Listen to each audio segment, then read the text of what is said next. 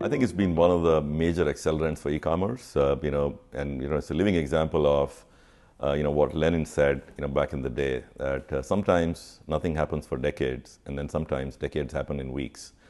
This is exactly what happened to e-commerce in the last 6 months. We doubled in share of e-commerce market, and most importantly, supply chains have to be retooled to become more resilient, more agile, and more responsive. COVID-19 and the three associated crises of social unrest, economic downturn, and the climate crisis are dramatically changing the world economy and the people. It is leading to a shutdown of the traditional economies and lifestyle.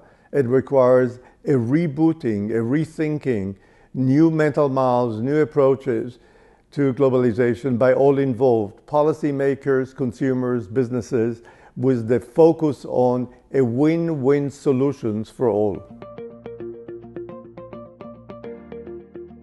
Travel has been one of the most affected industries by COVID-19 and associated crises, but it offers a unique opportunity to rethink travel, speed up the development of autonomous cars, speed up the redesign of transportation, airlines, and cars and others to accommodate the new reality.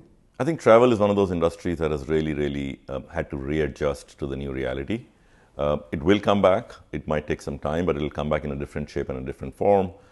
Technology will become omnipresent when it comes to travel, whether it happens to be through road transport on self-driving cars, or most importantly, using technology to track travelers.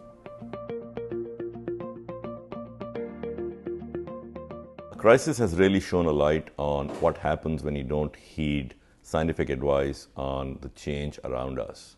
When humans intermingle with nature, whether it was, in this particular case, bats or animals, and other forms of interference that we provide, this really can cause some long-term disruption. So I think, for the most part, this is really a wake-up call for humanity to really adjust the way they interact with nature. The current crisis offers an enormous opportunity to prepare for the coming next crisis of the climate change. Our lack of preparedness in dealing with the pandemic is a good example and a warning sign that we have to prepare for the next crisis now. Wake up, policymakers, businesses, and individuals who reject the science of climate change. Time to act is now.